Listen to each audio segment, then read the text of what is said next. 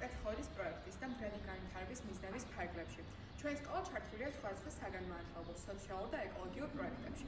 ამ პროექტების მიზანია მოსწავლეებში აუმაღლოს ცნობიერება. მე ამ 71 სკოლის მოსწავლე, მუციკა ბახიძე ვარ და დღეს ჩვენს მოსწავლეებს ჩამოვართვათ ინტერვიუს. როგორც იცით, დღესდღეობით ჩვენს ყოველდღიურ ცხოვრებაში მრავალი გლობალური და მწვავე პრობლემაა. ერთ-ერთი მათგანი არის სიღარიბე. სიღარიბე კი მრავალ ნეგატიურ შედეგს იწვევს. ჯანდაცვის გაუარესება, მიგრაცია და დღეს ჩვენი მთავარი თემა შიმშილი.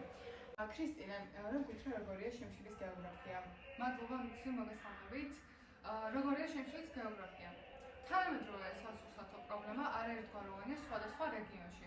თუმცა ყველაზე მნიშვნელოვანი სურსათის უკმარისობა და შიმშილია. სასურსათო პრობლემამ გლობალური სტატუსი მიიღო, თუმცა ადრე ეს მხოლოდ განვითარებად ქვეყნებში არსებობდა.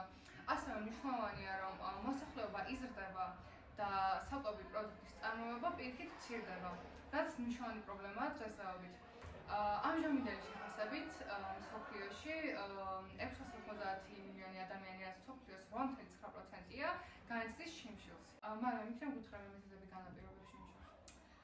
დიახ, მსოფლიოში შიმშილის გამოწვევი უმთავრესი მიზეზებია შიდა კონფლიქტები, ისევე როგორც გარედაპირისპირებები. ესენი მნიშვნელოვნად ანადგურებს ინფრასტრუქტურას და იწვევს მასობრივ მიგრაციას. კიდევ ერთ-ერთი მიზეზია ეკონომიკური კრიზისი, რაც ნიშნავს პროდუქტის ფასების ზრდას. შეგვიძლია გავიხსენოთ სულ რაღაც რამდენიმე წლის წინ მომხდარი შემთხვევა, როდესაც მსოფლიოში გავრცელდა COVID-19. ამ დროს საქართველოში და არა მარტო საქართველოში, ზოგადად მსოფლიოში პროდუქტებზე ფასებმა მნიშვნელოვნად მოიმატა. კი, დაგეხმები, ჯერ კიდევ არსებული მწვავე პრობლემა კიდევ უფრო გაამძაფრა. კიდევ ერთი მიზეზია კლიმატის ცვლა, რაც გულისხმობს გვალვას, წყალდიდობას და ჩვენთვის ყველაზე გამოწვევ პრობლემას, ეს არის გლობალური დათბობა, რაც მნიშვნელოვნად ანადგურებს მოსავალს. და საბოლოო მიზეზი ეს არის მეურნეობის განვითარება, რაც ნიშნავს ინფრასტრუქტურისა და ტექნიკის არქონას და ასევე მეურნეობისთვის მნიშვნელოვანი მიწების ავთვისებობას. იმათ დავამატებ, რომ შიმშილი მხოლოდ საკვების ნაკლებობას კი არა, უბნებელი საკვების არქონასაც გულისხმობს. ამით გულისხმობ, რომ ღარიბი ოჯახები ძირითადად ერთი ან ორი სახეობის საკვებით იკვებებიან, რაც შემთხვევებისთვის, რა თქმა უნდა, მავნებელია და არიგავენ საკმარის მიკროელემენტებსა და ვიტამინებს.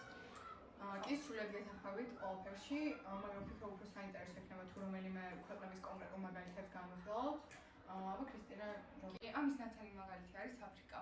გლობალური შიმშილიანობის ინდექსის დადგენით მსოფლიოს ყურადღება ძირითადად ისეთი ქვეყნებისკენ არის მოპყრობილი, სადაც შიმშილიანობის ზღვარი მაღალია და საჭიროებს ამ პრობლემის აღმოფხვას. აფრიკაში აქვთ ესეთი სეზონები, რასაც ეწოდება შერი სეზონები.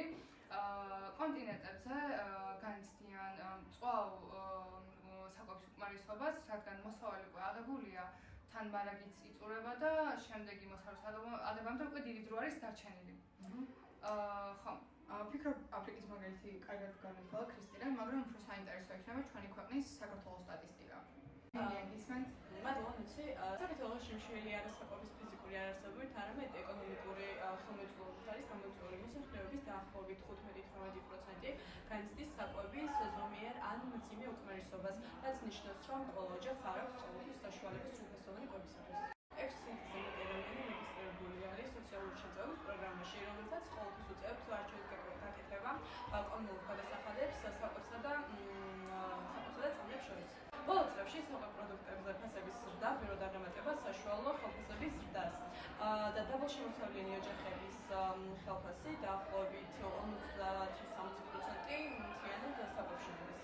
მაშინ, როცა 10 ბავშვის სკოლაში ყოველდღიურად მიდის უამრავი ბარგის საკვები პროდუქტი ნაგავსახმელზე იჭრება და ამის გამოსავალ შეგვიძლია ჩვენ დავნერგოთ სურსათის ბანკის კანონმდებლობის დახვეწა, რომელიც მიზნებს ისახავს რესტორანებსა და სუპერმარკეტებში სარკი ჯანსაღი პროდუქტების გადაყიდვასა და გაჭირებულ ოჯახებს რომ დაუბრუნონ. საქართველოში შიმშილის საფრთხე მოითხოვს არა მხოლოდ ეკონომიკურ ზრდას, არამედ მიზნობრივ სოციალურ პროგრამებს. განსაკუთრებით მნიშვნელოვანია სასკოლო კვების პროგრამის დანერგვა, რომელიც მიზნად ისახავს ყოველდღე თითოეული ბავშვის სრულფასოვნად კვებას, მიუხედავად თავიანთი ოჯახური მდგომარეობისა. კი, გეთანხმები ნინია და მადლობა გოგოებო. ვფიქრობ, ვფიქრობ ეს თემა საკმაოდ სრულყოფილად განვიხილეთ თავისი კონკრეტული მაგალითებით. რომ შევაჯამოთ ალბათ ყველა დაგვეთანხმებით, რომ ასეთი მწვავე და გლობალური პრობლემის სრულიად გადაჭრა ძალიან რთულია, მაგრამ თუ თითოეული ჩვენგანი ვეცდებით რაღაც დადებითი კუთხით შევცვალოთ მსოფლიო, უფრო ნაკლებად მზარდი და მწვავე იქნება ეს პრობლემა.